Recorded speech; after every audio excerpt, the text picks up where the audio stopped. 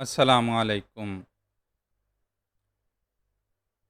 کمرو خوشی سے اچھلا اچھلا پھر رہا تھا۔ اس نے بساط بھر تمام چیزیں ان لوگوں کے لیے مہیا کر دی تھیں۔ خوشی کے 3 خزانے اس کی کھولی میں جمع ہو گئے تھے۔ اسے چاروں طرف روشنی ہی روشنی محسوس ہو رہی تھی۔ لیکن سلطانہ نے کمال ہوشیاری سے کام لیتے ہوئے کمرو کو سمجھا بجھا دیا تھا۔ اس نے کہا تھا کہ کمرو میاں، عورت شرافت سے سب سے زیادہ متاثر ہوتی ہے۔ اگر تمہیں کسی کا دل جیتنا ہے تو اپنی شرافت سے جیتو۔ ممتاز تمہاری طرف مائل ہے، لیکن اگر تم نے ابتدا کر دی تو پھر بات ہی کیا رہی۔ مرد کی مردانگی تو اس میں ہے کہ عورت خود ہی اس کے قدموں میں آ پڑے۔ اور بات کمرو میاں کی سمجھ میں آ گئی تھی۔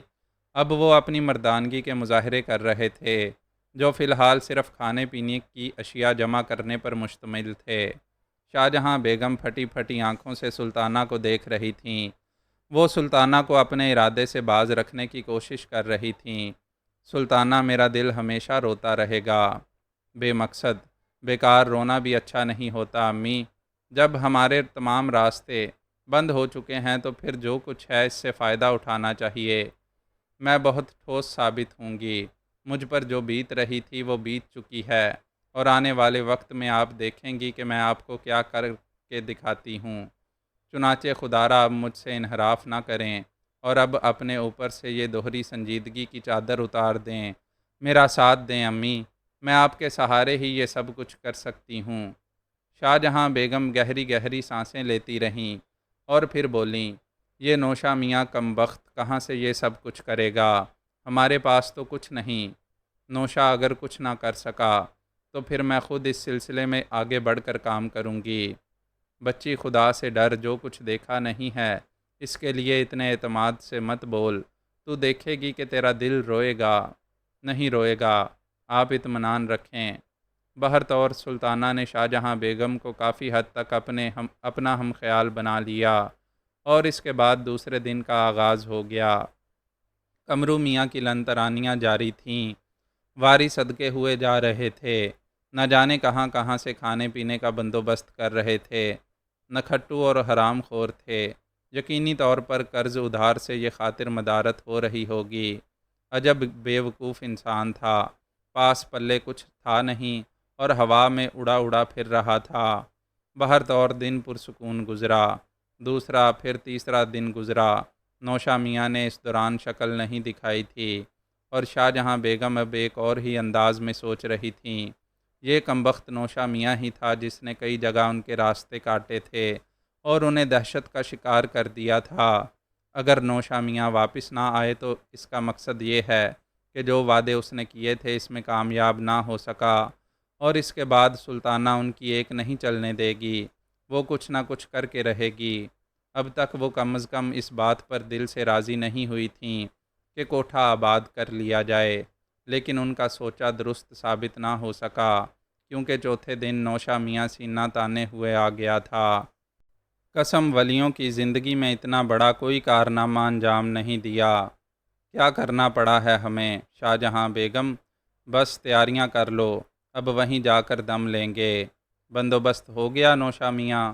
کیسے نہ ہوتا، پوری عمر اس دشت کی سیاہی میں گزاری ہے، بڑے بڑے گر سیکھے ہیں نوشا میاں نے۔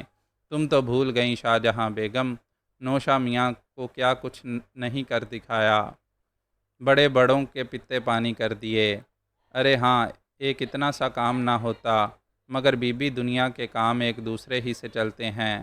جو کچھ ہم نے کیا ہے اس کے صلے میں بھی بہت کچھ دینا پڑے گا۔ چلو بھی تیاریاں کر لو۔ اے سلطانہ بی بی، تم ذرا سب سے سمجھدار ہو، ان لوگوں کو سنبھالو، جلدی کرو۔ کمرو میاں کہاں گئے؟ باہر گئے ہیں۔ آ جائے گا بھوتنی والا، وہ بھی بس حلق کی ہڈی ہے، نگلی جائے نہ اگلی جائے۔ پھنس گئی ہے سسری، قسم ولیوں کی۔ نوشا میاں یہ شور مچا رہے تھے کہ کمرو بھی پہنچ گیا، اور بالآخر نوشا میاں کو کمرو کا سہارا بھی لینا پڑا۔ میاں کمرو، اب تمہیں بھی یہ کھولی چھوڑنا پڑے گی، تو کس کے باپ کی جاگیر ہے؟ ایک نہ ایک دن تو چھوڑنی ہی تھی۔ مگر تم سناؤ نوشا میاں، اتنے دن غائب کہاں رہے؟ میں تو حیران ہو رہا تھا۔ اب پریشان ہو جاؤ، جلدی کرو، سامان بھی لے جانا ہے تھوڑا بہت۔ کون سا سامان؟ ابے یہی شاہجہاں بیگم کا۔ ہمارے پاس تو کوئی خاص سامان نہیں ہے نوشا میاں۔ شاہجہاں بیگم اشارہ کر کے دیکھو، جو چاہو گی پہنچ جائے گا۔ 2 دن سے کوٹھے کی آرائش میں لگا ہوا ہوں، تمہارے شایان شان نہ ہو تو نوشا میاں نام نہیں۔ بالآخر تیاریاں ہو گئیں اور یہ لوگ چل پڑے۔ شاہجہاں بیگم کے قدم من بن بھر کے ہو رہے تھے۔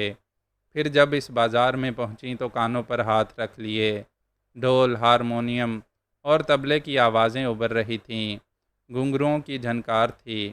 جس ماحول سے نکلی تھیں اور جس ماحول کو دنیا سمجھا تھا، وہ سب کچھ چھن گیا تھا، اور جو تھا وہی دوبارہ سامنے آ گیا تھا۔ کوٹھے کی سیڑھیاں چڑھیں، اندر پہنچ گئیں۔ سامنے پہلے ایک چھوٹی سی ڈیوڑی تھی، اس کے بعد بڑا ہال کمرہ جو واقعی نہایت نفاست سے آراستہ تھا۔ یہ محسوس ہی نہیں ہوتا تھا کہ پہلے سے آباد کوئی کوٹھا نہیں ہے۔ اس کمرے کے 3 دروازے تھے۔ تینوں دروازوں کے دوسری طرف ایک راہداری جو گول شکل میں تھی کھلتی تھی۔ راہداری کے دوسرے سرے پر 4 کمرے بنے ہوئے تھے جن میں وسیع و عریض بالکونیاں تھیں۔ بالکونیوں کے دوسری طرف ایک عظیم الشان بازار پھیلا ہوا تھا۔ چاروں طرف رونقوں کا راج تھا اور دیکھنے کے لیے بہت کچھ نگاہوں کے سامنے۔ شاہجہاں بیگم شدت حیرت سے گنگ ہو گئیں۔ نوشا میاں یہ کر دکھائیں گے، یہ انہوں نے سوچا بھی نہیں تھا۔ بہرطور نوشا میاں ایک ایک کمرہ دکھاتے رہے، تمام سامان دکھایا، اور اس کے بعد کہنے لگے، اب بتاؤ شاہجہاں بیگم، کس چیز کی کمی ہے؟ یہ جگہ تو بہت خوبصورت ہے، ممتاز نے کہا۔ چپ ہو جاؤ ممتاز، شاہجہاں بیگم درد بھرے لہجے میں بولیں۔ نہیں اماں، کیوں چپ کرا رہی ہیں آپ اسے؟ ممتاز، تمہیں کون سا کمرہ پسند ہے؟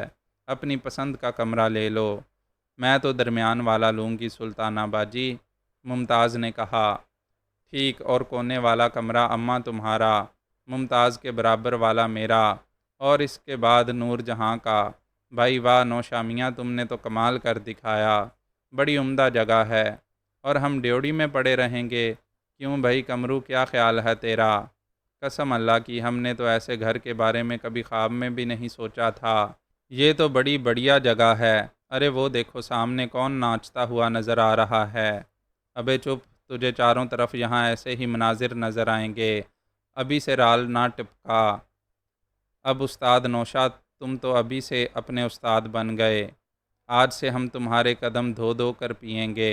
پی لینا بیٹا، پی لینا، ویسے قدم بھی خود ہی دھو لینا، پیر بڑے میلے ہو گئے ہیں میرے۔ نوشا میاں نے اپنی جانب سے مذاق کیا۔ سلطانہ بغور چاروں طرف کا جائزہ لے رہی تھی۔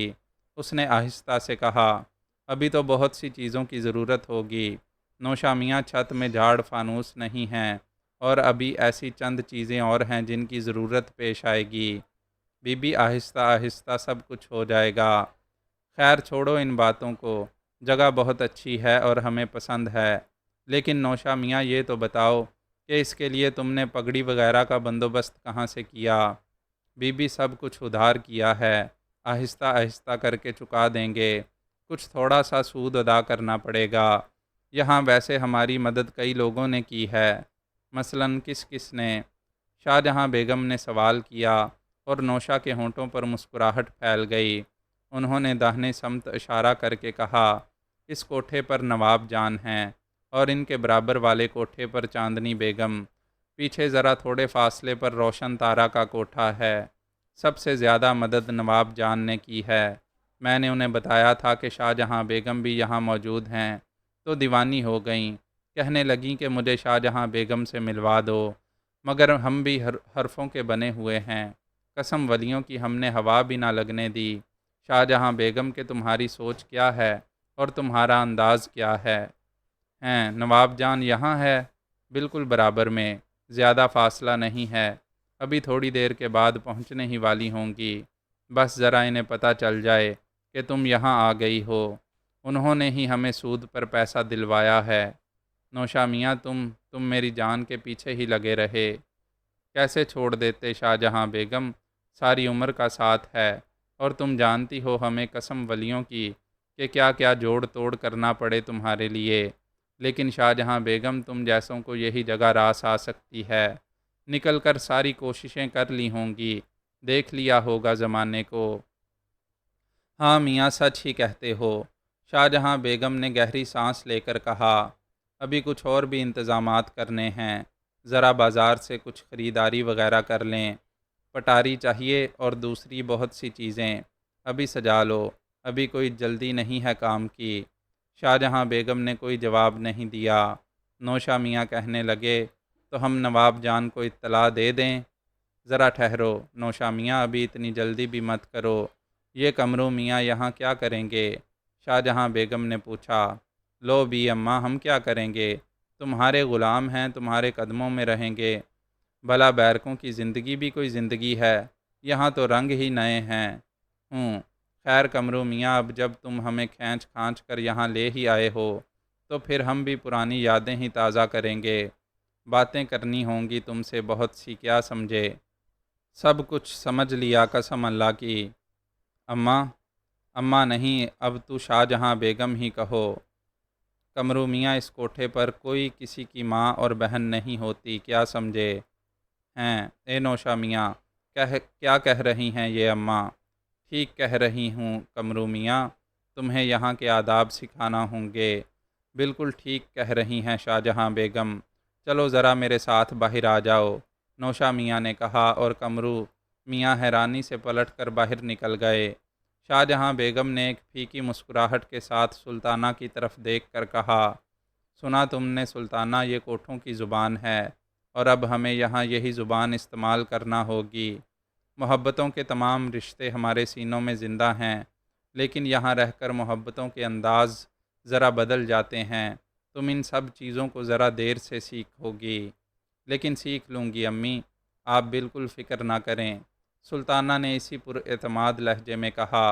پھر بولی، یہاں اور بھی بہت سی چیزوں کا بندوبست کرنا ہوگا۔ میں نے ہاں ہاں بولو، رک کیوں گئی؟ بالکل کسی برے انداز میں نہیں رکی، میں نے واقعی اس سے پہلے کوٹھا نہیں دیکھا، لیکن اس کے بارے میں کہانیاں سن چکی ہوں۔ دیکھو اماں، یہاں دوسرے لوگوں کا کوئی بھی مقصد ہو، لیکن ہم ایک نظریہ لے کر آئے ہیں اور ہم اس نظریے سے اختلاف کبھی نہیں کریں گے۔ میں تمہیں اپنے عزم کے بارے میں بتا چکی ہوں، یہاں ہم بھی کسی کا رونا نہیں روئیں گے، بلکہ صاحب اقتدار بن کر جئیں گے۔ چنانچہ اپنے اوپر سے کہولت کا لبادہ اتار دو۔ ممتاز اور نور جہاں، تم لوگ ان تمام چیزوں سے واقف ہو، چلو ذرا ہاتھ پاؤں ہلاؤ، کام کرو، میں تمہیں ہدایت دیتی ہوں، سلطانہ نے کہا، اور اس کے بعد وہ گھر کو سنوارنے کی کارروائی کرتی رہی۔ شاہ جہاں بیگم کی آنکھیں ڈبڈبائی ہوئی تھیں۔ ایک شریف گھرانے کی لڑکی کو وہ اس طرح اپنی آنکھوں کے سامنے ایک طوائف کے کوٹھے پر مصروف عمل دیکھ رہی تھیں۔ نہ جانے کس قسم کی طوائف تھیں کہ یہ سب کچھ دیکھ کر ان کے دل میں خوشی کا ایک دیا بھی روشن نہ ہوا تھا، بلکہ سینے میں دکھ ہی دکھ تھا۔ نوشا میاں واپس ہوئے تو ان کے ساتھ 3-4 افراد موجود تھے، جنہوں نے شاہ جہاں بیگم کو دیکھتے ہی خوشیوں بھری کلکاریاں لگائیں اور نوشا میاں سے بولے، اماں نوشا، کمال کر دیا، واللہ تم نے تو آنکھیں روشن کر دی۔ شاہ جہاں بیگم، پہچانیے کیسے حالات سے گزرنے کے بعد مل رہے ہیں۔ خدا سے دعائیں مانگتے تھے کہ ہمیں ایک بار، صرف ایک بار شاہ جہاں بیگم سے ملا دے۔ آنے والے طرح طرح کی بولیاں بولنے لگے، ان میں چھٹن میاں سارنگی نواز تھے، کلن خان طبلہ نواز، چاند میاں اور استاد لڈن تھے۔ یہ سارے کے سارے وہ لوگ تھے جن کا تعلق شاہ جہاں بیگم سے رہ چکا تھا اور جو ان کے غم خوار تھے۔ ایک بار پھر سب کے سب جمع ہو گئے تھے۔ نوشا میاں نے واقعی جو کچھ کہا تھا کر دکھایا تھا۔ شاہ جہاں بیگم کو یوں ہی محسوس ہو رہا تھا جیسے پرانا دور واپس آ گیا ہو، بس باقی تو سب ٹھیک ٹھاک تھا۔ تقدیر نے جو کچھ لکھ دیا تھا اس سے انحراف ممکن نہ رہا تھا، لیکن سلطانہ کے رویے کو دیکھ کر بھی ان کے دل پر دہشت سوار ہو جاتی تھی۔ ایک پاک باز لڑکی کس طرح غلاظت میں ملوث ہو رہی تھی، ان کا دل بس اسی احساس سے داغدار ہو جاتا تھا۔ نوشا میاں نے باقی کسر بھی پوری کر دی۔ رات ہو گئی تھی اور کوٹھے جاگ اٹھے تھے، ان کی طرف کوئی ملنے نہ آیا، لیکن رات گزرنے کے بعد دوسری صبح نواب بیگم کی آمد ہوئی۔ وہ شاہجہاں بیگم کی بہن بنی ہوئی تھیں اور پرانے دور میں ان کی پڑوسن بھی تھیں۔ بلا شبہ نواب جان شاہجہاں بیگم پر جان ہی دیتی تھیں۔ اندر آتے ہی لپٹ گئیں اور زار و کتار رونے لگیں، شکوے شکایت ہونے لگے، گزری ہوئی داستانیں دہرائی جانے لگیں۔ پھر چاندنی بیگم بھی اپنی دو بیٹیوں کے ساتھ آ گئیں اور زمانے بھر کی باتیں ہونے لگیں۔ سلطانہ کے بارے میں ابھی تک کسی نے کوئی سوال نہیں کیا تھا۔ کوٹھوں پر تو آنے جانے والے آتے جاتے ہی رہتے تھے، بہر طور اس سلسلے میں کسی نے کوئی سوال نہ کیا تھا۔ البتہ بہت سی نگاہیں سلطانہ کا جائزہ لیتی رہی تھیں، جن میں چاندنی بیگم کی نگاہیں سر فہرست تھیں۔ ملنے جلنے والیوں کا تانتا دوپہر تک بندھا رہا۔ اس کے بعد ان لوگوں کے اپنے کاروبار کا آغاز ہو جاتا تھا اور اس کے لیے کوٹھے سنوارنے پڑتے تھے۔ بہرحال کوٹھے کا یہ پہلا دن سلطانہ کے لیے ایک نیا دن تھا اور وہ عجیب سی سنسنی کا شکار تھی، لیکن وہ بڑے اعتماد اور بڑی پامردی سے ایک ایک چیز کا جائزہ لے رہی تھی۔ اس کے ذہن میں گندگی کا کوئی تصور ہو، بلکہ جو عزم اس کے سینے میں پل رہا تھا، اس کے لیے استقامت انتہائی ضروری تھی اور وہ اسی پیمانے پر کام کر کے اپنے عزم کی تکمیل چاہتی تھی۔ قسم اللہ کی، یقین کرو میں بھی کبیر اللہ ہوں۔ تم قسم کھاتے ہو یا میری نقل اتار رہے ہو؟ نہیں، ہرگز نہیں۔ ویسے پیار سے تم کب پھنسے؟ کیا مطلب؟ ماموں جان ایسی ہی سیکرٹری پھانستے ہیں اور پھر ان کا بیڑا غرق کر دیتے ہیں۔ کیوں؟ تمہیں کتنے دن ہو گئے یہاں؟ اس کے بعد میں تمہارے سوال کا جواب دوں گا۔ کافی ہو گئے۔ خیر، کافی نہیں ہوئے ہوں گے۔ 10 12 یا 14 15 اثرات تو کچھ مہینوں کے بعد نمودار ہوتے ہیں۔ کیا ہوتا ہے؟ شمشو نے کسی قدر خوف زدہ انداز میں پوچھا۔ نہیں، یہ غیبت ہوگی اور میں غیبت نہیں کرنا چاہتا۔ چلو ٹھیک ہے، تم اس گھر کے سیکرٹری ہو، اب تمہیں میری بھی کچھ ذمہ داری سنبھالنی ہوگی۔ مگر تم ہو کہاں؟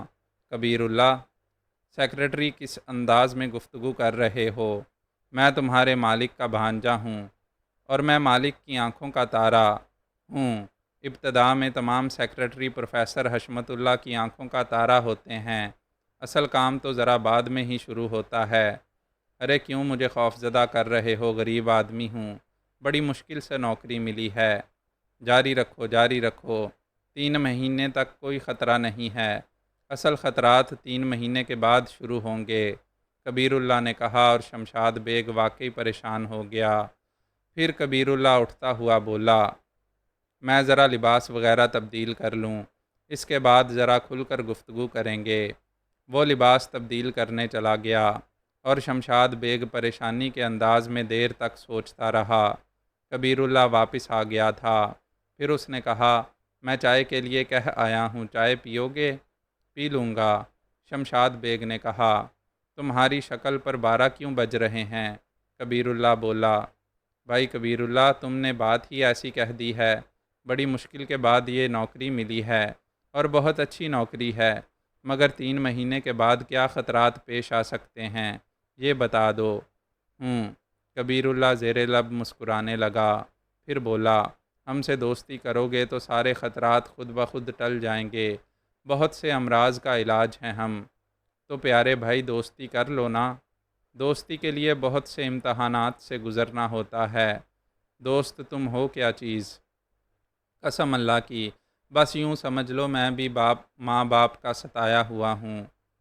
اس کائنات میں ہر شخص کسی نہ کسی کا ستایا ہوا ہے۔ میرے ماں باپ مجھے ان ماموں جان کے سپرد کر کے اس دنیا سے صدار گئے تھے، اس سے تو بہتر تھا کہ کسی یتیم خانے میں چلا جاتا۔ ابے عیش کی زندگی گزار رہے ہو، اور کیا چاہیے؟ عیش ٹھیک ہے بیٹا، کچھ دن کے بعد تمہارے بھی عیش ہو جائیں گے، پرواہ مت کرو۔ تم مجھے پھر ڈرا رہے ہو بھائی کبیر اللہ، آخر کچھ تو بتاؤ۔ ابے میں کیا بتاؤں، جو کچھ ہوگا سامنے آ جائے گا، کبیر اللہ نے کہا اور شمشو کی صورت دیکھتا رہا۔ کبیر اللہ کسی گہری سوچ میں ڈوبا ہوا تھا۔ پھر اس نے کہا، ماموں جان تمہیں اپنے عشق کی داستانیں سنا چکے ہیں؟ ہاں، اور بہت ہی چالاک آدمی ہیں وہ تو ہیں، مگر کہاں تک؟ ان کے عشق کی کون سی منزل سے واقف ہو چکے ہو تم؟ کوثر جہاں، شمشو نے جواب دیا۔ گویا اینڈ ہو گیا۔ خیر یہ اچھا ہی ہوا، ورنہ ایک ایک عشق کے سلسلے میں کتنے کتنے عرصے گھماتے ہیں۔ جانتے ہو ماموں جان نے کتنے عشق کیے ہیں؟ نہیں، 171۔ ابے نہیں، قسم کھا رہا ہوں، اگر درمیان میں سے کچھ کمی کر دی ہے تو بعد میں جو جو عشق انہیں یاد آتے رہیں گے ان کی تفصیلات تمہیں سننا پڑیں گی۔ انہوں نے آج تک میرے عشق کی داستان مجھ سے نہیں سنی۔ خیر میں بھی دیکھوں گا چچا میاں کہاں تک بھاگتے ہیں۔ شمشو نے گردن ہلاتے ہوئے کہا، پھر کبیر اللہ کو دیکھ کر بولا، مگر تم کرتے کیا ہو؟ کیا کروں اس دنیا میں؟ کرنے کے لیے ہے ہی کیا؟ ویسے میں فطری طور پر ایک مہم جو انسان ہوں۔ خطرات سے کھیلنا میری عادت ہے، خطرات میں کودنا میری ہابی ہے۔ واہ کس قسم کی وہ کرتے ہو؟ میرا مطلب ہے وہ وہی جو ابھی تم نے کہا، مہم جوئی۔ ہاں، قدیم نوادرات اور خزانے میرا سبجیکٹ ہیں، کبیر اللہ نے کہا، اور دفعتاً ہی شمشو کے بدن میں جرجری سی دوڑ گئی۔ خزانے کا نام ایک بار پھر اس کے سامنے آیا تھا۔ بہت سی باتیں زبان پر آتے آتے رہ گئیں۔ عقل نے ساتھ دیا تو فوراً ہی کبیر اللہ سے خزانے کا ذکر نہ چھیڑ دیا، ورنہ جی تو یہی چاہتا تھا کہ ایک ساتھی مل جانے سے ایک بار پھر خزانے کا ذکر شروع ہو جائے، لیکن اپنے آپ کو سنبھالے رکھا۔ پہلے کبیر اللہ کی شخصیت سے واقف ہو جانا ضروری تھا۔ تو پیارے بھائی کوئی خزانہ ملا تمہیں؟ کمال کرتے ہو یار، اگر خزانہ مل جاتا تو ایسی بے کسی کی زندگی گزارتا۔ بے کسی کی؟ ہاں ماموں جان، ویسے تو دوسروں کے معاملے میں بڑے فیاض آدمی ہیں، لیکن میرے سلسلے میں انہوں نے اپنے دل کے سارے دروازے بند کر لیے ہیں۔ مطلب یہ کہ بڑی مشکل سے چوری چکاری کر کے تھوڑی سی رقم حاصل کر لیتا ہوں۔ پچھلے دنوں ان کے دستخط بنانے کی کوشش کی تھی، عین موقع پر پکڑ لیا گیا اور 3 گھنٹے تک مرغا بنا رہنا پڑا۔ دستخط تو خیر صحیح نہیں بن سکے اور پھر کام بھی خطرناک تھا، لیکن دوسرے ذرائع سے بالآخر کام چل ہی جاتا ہے۔ وہ تمہیں کچھ نہیں دیتے، دینے کے نام سے ڈنڈا اٹھا لیتے ہیں، کبیر اللہ نے جواب دیا، اور پھر دفعتاً ہی شمشو کے قدموں میں آ بیٹھا۔ پیارے بھائی تم ہی اس سلسلے میں میری کچھ مدد کرو۔ اس وقت میں مالک کا بھانجا نہیں، سوالی ہوں۔ شمشاد بیگ صرف ایک سوالی، بڑے مشکل حالات سے گزرنا پڑ رہا ہے۔ تم اس سلسلے میں میری کوئی مدد کر سکتے ہو؟ کمال ہے یار، قسم اللہ کی اپنی مدد بڑی مشکل سے شروع ہے۔ ابا جان کے بارے میں تم نہیں جانتے، میں تو کہتا ہوں تمہارے ابا جان نہیں ہیں، اس لیے تم سے زیادہ خوش قسمت اور کوئی نہیں ہے۔ کبیر اللہ اٹھ کر واپس اپنی جگہ جا بیٹھا اور مغموم لہجے میں بولا، ابا جان نہیں ہیں مگر 100 ابا جانوں کے ابا جان یہ ماموں جان ہیں۔ بظاہر تو پروفیسر بہت اچھے آدمی ہیں۔ ہاں بیٹا، تھوڑے دن بعد پوچھوں گا کتنے اچھے آدمی ہیں، کبیر اللہ نے جواب دیا۔ شمشو پھر موقع پر آ گیا، تم اس تمام مہم جوئی پر تمہیں کوئی خزانہ نہیں ملا؟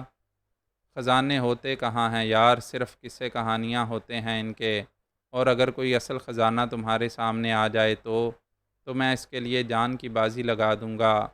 یہ جان نئے ناتواں کسی خزانے کے حصول کے سلسلے میں کام آ جائے تو اس سے اچھی بات اور کوئی نہیں ہوگی۔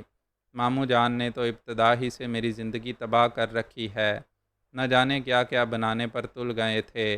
پہلے کہنے لگے کہ کامرس پڑھ لوں، میں نے سوچا کہ 2 اور 2 4 بھی کوئی پڑھنے کی چیز ہوتی ہے، پھر انجینئر بنانے پر تل گئے، اور اس کے بعد نہ جانے کیا کیا۔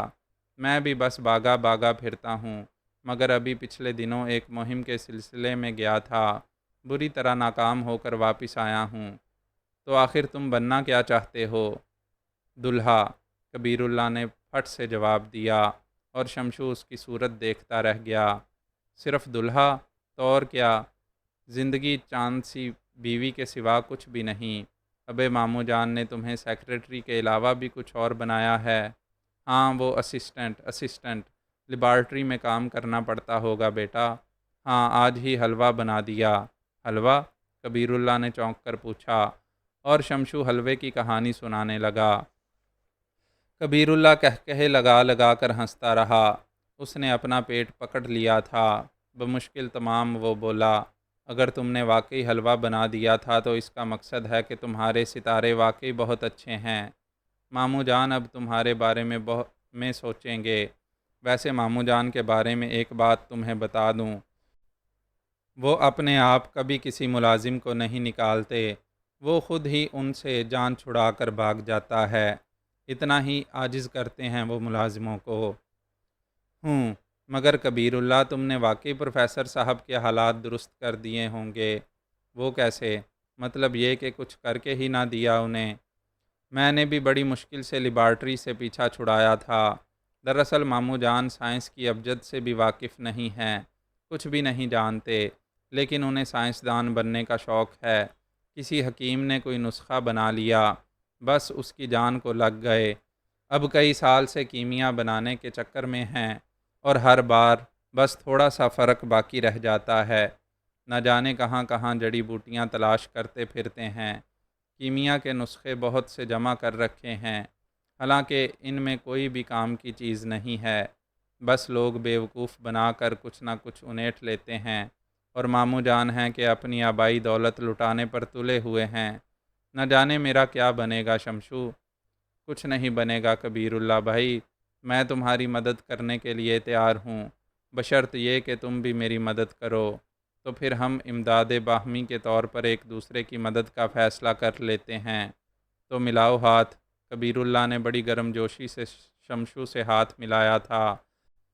ایک بات بتاؤ کبیر اللہ، کبھی عشق کیا ہے؟ دیکھ بکواس مت کر شمشو، ورنہ مجھ سے برا کوئی نہیں ہوگا۔ ماموں جان کی عشق کی داستانیں سن سن کر اتنی عبرت ہوئی ہے مجھے کہ میں نے ہمیشہ کے لیے عشق سے توبہ کر لی ہے۔ تو پھر شادی کیسے کرو گے؟ کیوں شادی کرنے کے لیے عشق ضروری ہے؟ سنا تو یہی ہے آج تک۔ ارے چھوڑو ماموں جان، مجھے عشق کرنے دیں گے؟ اس دوران شمشو کبیر اللہ سے بھی واقف ہو چکا تھا، اور اس وقت وہ کبیر اللہ کے ساتھ ڈرائنگ روم میں بیٹھا گپیں ہانک رہا تھا۔ اب یہ بتاؤ تم اپنی دوسری مہم پر کب جا رہے ہو کبیر اللہ؟ ابھی تو کوئی پروگرام نہیں ہے، مگر یہ سوال کیوں تم نے کیا؟ لگتا ہے ہماری تمہاری خوب گاڑی چھینے گی۔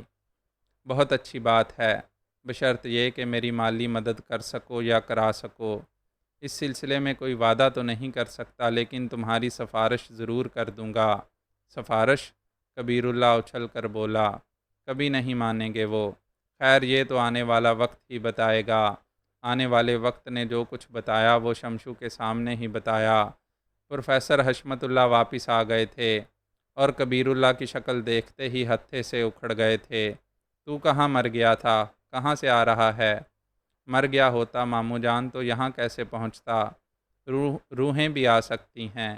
آپ مجھے ہاتھ لگا کر دیکھ لیں، بالکل زندہ ہوں۔ اگر زندہ ہو بیٹے تو میں تمہیں زندہ نہیں چھوڑوں گا۔ یاد ہے کتنے دن کے بعد آئے ہو؟ بس ماموں جان تھوڑی سی کسر رہ گئی، قسم کھا کر کہتا ہوں اگر تھوڑی سی مشکل حل ہو جاتی تو آج ایک بہت بڑا خزانہ لے کر آپ کی خدمت میں حاضر ہوتا۔ کیا ہوا تھا؟ یہ ایک لمبی کہانی ہے ماموں جان، بڑی دردناک، بڑی ہولناک، بڑی خوفناک اور بڑی غمناک۔ ناک کا استعمال اتنا زیادہ مت کرو بیٹے، کسی دن ناک ہی غائب ہو جائے گی، حشمت اللہ نے کہا اور پاؤں پٹکتا ہوا چلا گیا۔ کبیر اللہ نے شمشو کو دیکھ کر آنکھ ماری تھی، گویا کام بن گیا۔ بہرطور یہ کبیر اللہ بھی مزے کی چیز تھی، اور شمشو واقعی اس دن اپنے گھر کی طرف آتے ہوئے سوچ رہا تھا کہ کبیر اللہ سے اس کی اچھی دوستی رہے گی۔ کام کا آدمی ثابت ہوا تو پھر خزانے کے سلسلے میں اسے رازدار بنا لیا جائے گا۔ خود بھی خزانوں کا شوقین ہے۔ ایک بار پھر شمشو کی آنکھوں میں خزانے کی چمک لہرانے لگی۔ کوٹھا آباد ہو چکا تھا۔ ممتاز اور نور جہاں نے پیروں میں گھنگرو باندھے تو دولت برس پڑی۔ دوسری طرف سلطانہ بھی ریاض کر رہی تھی۔ اس کے لیے استاد کو مقرر کر دیا گیا تھا، جو شاہجہاں بیگم کے پرانے شناسہ تھے۔ استاد دلدار خان اپنی اس ہونہار شاگرد پر فدا ہو گئے تھے، اور بارہا انہوں نے شاہجہاں بیگم سے کہا تھا، یوں لگتا ہے شاہجہاں بیگم کہ تم نے ہمیں ہمارا امتحان لینے کے لیے مقرر کیا ہے۔ کیوں دلدار میاں، ایسی کیا بات ہے؟ گائیکی کے لیے ایسے فن معلوم ہیں اسے کہ ہم حیران رہ جاتے ہیں۔ یوں سمجھ لو کہ ہم کیا سکھا رہے ہیں اسے وہ خود ہمیں سکھا رہی ہے۔ اللہ جانے یہ لڑکی ہے کیا چیز، شاہ جہاں بیگم ٹھنڈا سانس بھر کر کہتی تھیں۔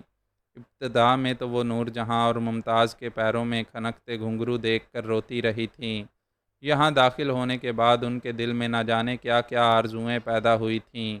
پتہ نہیں کس قسم کے کوٹھے والی تھیں کہ کوٹھے والیوں کے سے انداز ہی نہ تھے۔ وہ تو دولت اور فن کی پرستار ہوتی ہیں، لیکن یہ شرافت اور نیکیوں کے جھولوں میں جھولنا چاہتی تھیں، اور بیٹیوں کو سنہرے مستقبل کی بجائے تاریک مستقبل دینے کی خواہاں تھیں۔ ایسے تنگ و تاریک گھر جس میں شوہر ہوتا ہے، بچے ہوتے ہیں۔ سلطانہ کے سہارے انہوں نے اپنی بیٹی کو بھی ایسی ہی زندگی دینے کے خواب دیکھے تھے، لیکن سلطانہ بھی سچائی پر تھی۔ شرافت کے راستے اپنانے کے کون کون سے جتن نہ کیے تھے ان لوگوں نے، لیکن ہر جگہ سے مایوسی ہوئی تھی، اور سلطانہ اگر فیصلہ نہ کرتی تو آنے والے وقت کے بارے میں کیا کہا جا سکتا تھا کہ کیا کہانیاں سناتا۔ قدم قدم پر نوشا میاں اور کمرو جیسے آدمی ملتے تھے جو پاس پلے سے تو کچھ خرچ نہ کرتے، لیکن آبروؤں کے دشمن بنے رہتے، اور آبروؤں کے ان دشمنوں سے شاہ جہاں بیگم کا جنگ کرنا ممکن نہیں تھا۔ اس کا اندازہ انہیں پہلے ہی ہو چکا تھا۔ چنانچہ اب جس مقام پر تھیں وہ ایک طاقتور جگہ تھی، اور یہاں رہ کر انہوں نے اپنے تمام بدلے چکا لیے تھے۔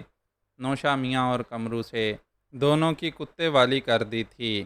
کمرو کو تو 1 مہینے کے اندر ہی نکال باہر کیا تھا، اور نوشا میاں سے اس سلسلہ میں سوال بھی کیا تھا کہ یہ مردود آخر ہے کس مرض کی دوا، بلا وجہ ڈیوڑی میں پڑا روٹیاں توڑتا رہتا ہے۔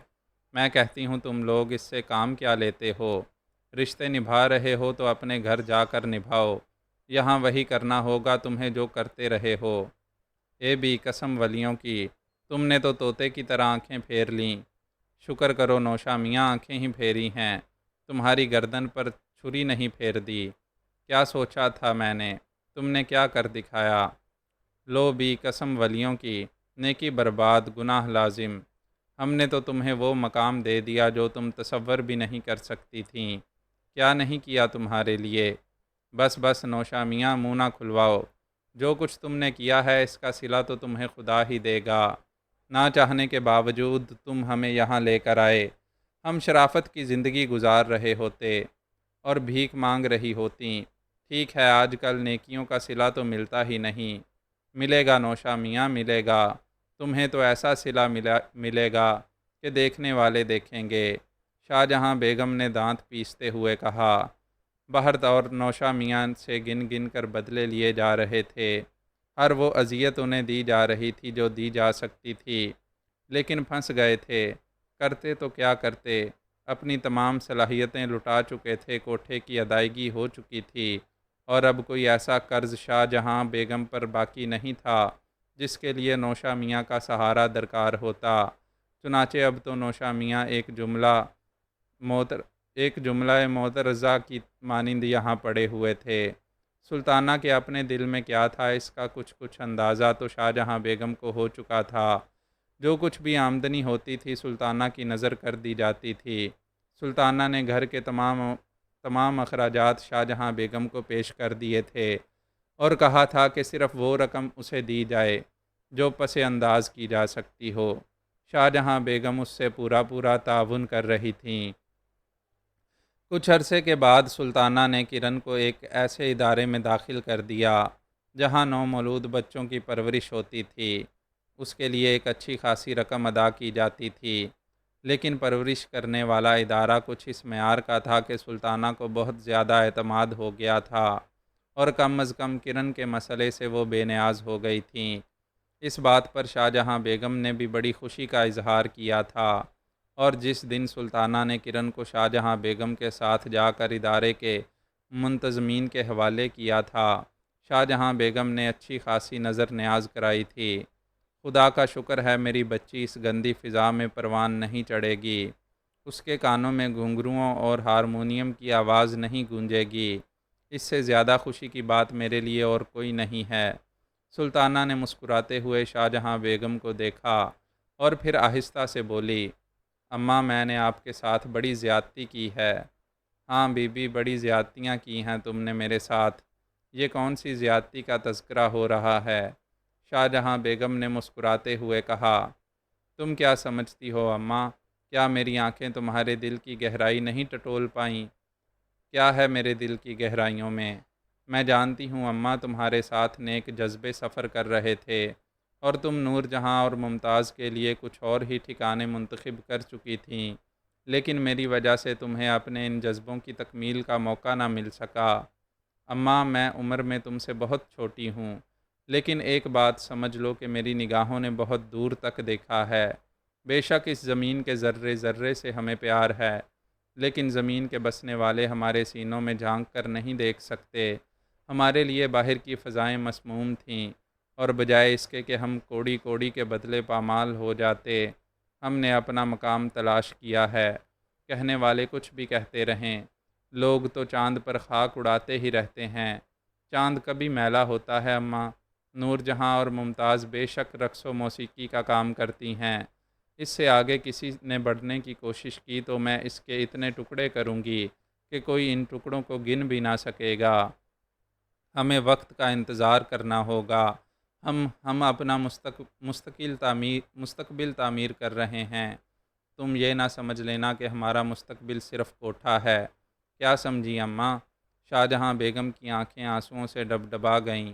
انہوں نے کہا، یہ منحوس جگہ ایسی ہے بیٹی کہ یہاں آنے کے بعد انسان عزت کا تصور بھی نہیں کر سکتا۔ اب تک تو دوسری جگہ کے لوگ ہم سے واقف تھے، لیکن اب یہاں کے لوگ بھی ہمیں اسی شکل میں پہچانیں گے، اور تم دیکھو گی کہ تمہارے لیے زندگی کتنی مشکل ہو جاتی ہے۔ مجھے اب نور جہاں اور ممتاز کی تو فکر نہیں ہے، جو کچھ تقدیر میں لکھا تھا وہی ہوا۔ میں اصل میں تو تمہارے لیے پریشان ہوں۔ تم نے جو اپنے اوپر داغ لگا لیا، لیکن اب میری تمام دعائیں کرن کے ساتھ ہیں۔